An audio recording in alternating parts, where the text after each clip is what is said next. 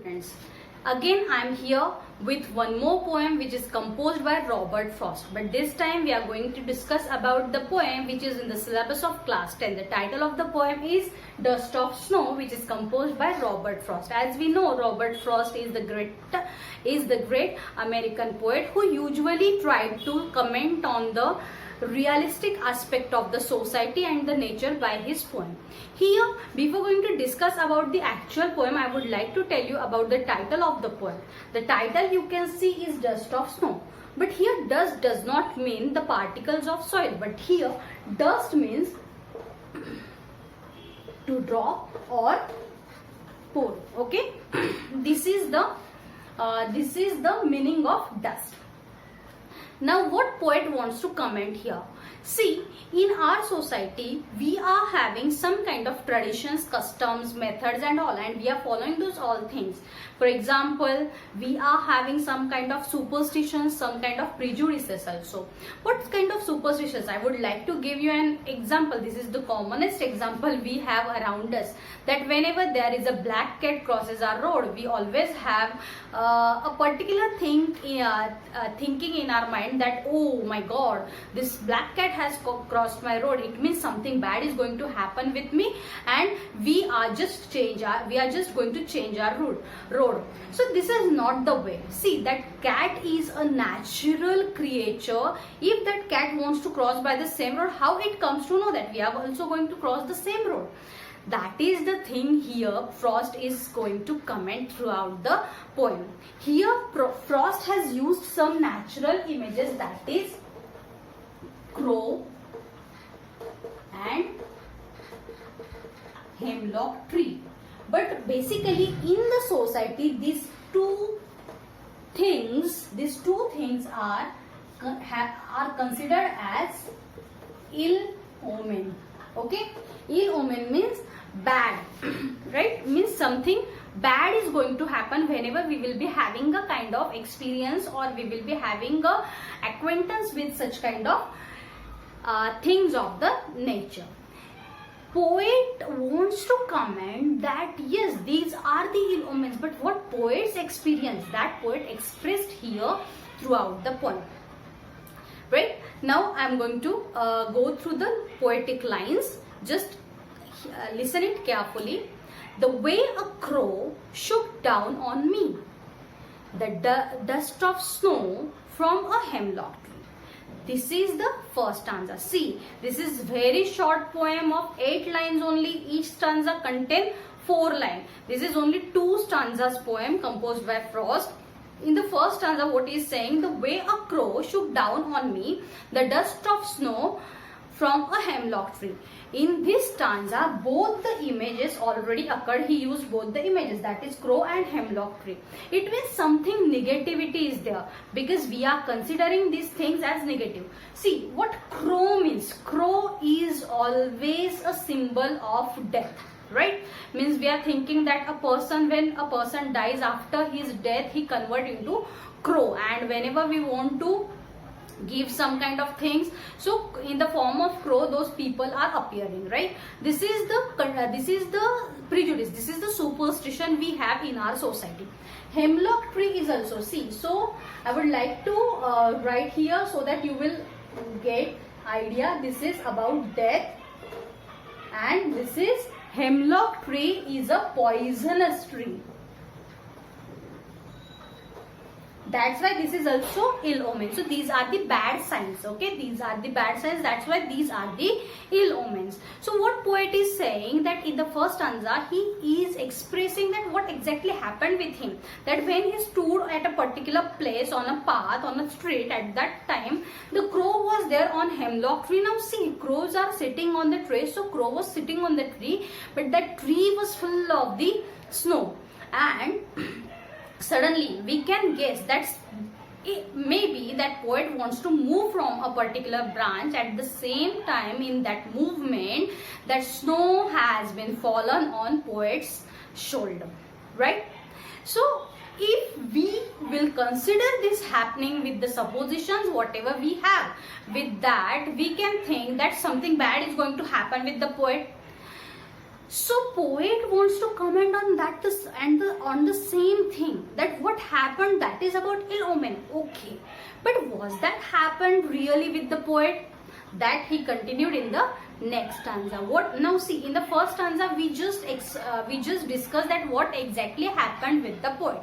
Now in the second stanza, what poet is saying, has given my heart. Now see, the line starts with something incompletion, because the previous part already he expressed in the first stanza that what exactly happened with him, that crow has shook down a dust of snow. Okay, so has given my heart a change of mood and saved some part of a day I had ruled.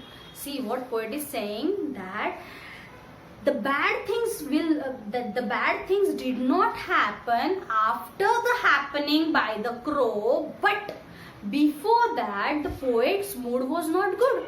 He was having some kind of disappointments. He did not have a good mood. He was having a spoiled mood. But what he is saying, that when now this is the shift of the mood. In the first stanza, poet was having a disappointment in the mood, but in the second stanza his mood has been shifted. What he is saying, that has given my heart, this happening by the crow has given a change to the mood of the poet. And what exactly happened? That this happening saved the part of a day I had rued. Means here poet is saying that half of the day already, before the happening by the crow, half of the day already poet has spoiled. That was not a good day for him, because he was having a bad mood. But after the happening by the crow, his mood had been changed into positivity.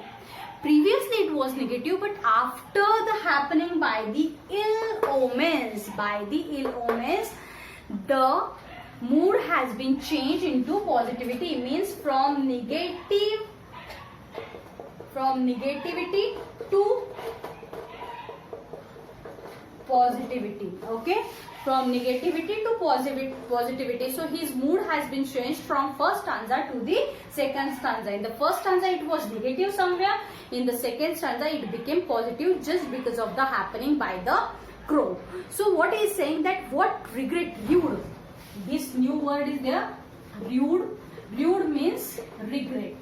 Okay, so poet was having regret there, that I have spoiled my day, or his day was spoiling over there, but half of the day has been saved by the touch of the snow which was fallen down by the crow's movement. Okay, so here poet wants to comment that what we are thinking, that is not the reality. This is only about our thoughts. These are only about the superstitions what we are having in our culture, in our society, in our thinking.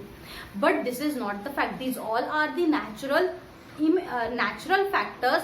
This is the natural phenomena, and we need to consider them as that only.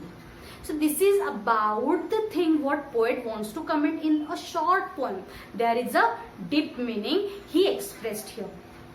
This is about the explanation and the meaning what poet wants to, what message poet wants to give from the poem, that I have explained here. Now we'll come to the poetic devices. See, here poet used irony. A complete poem is having an ironical approach. How?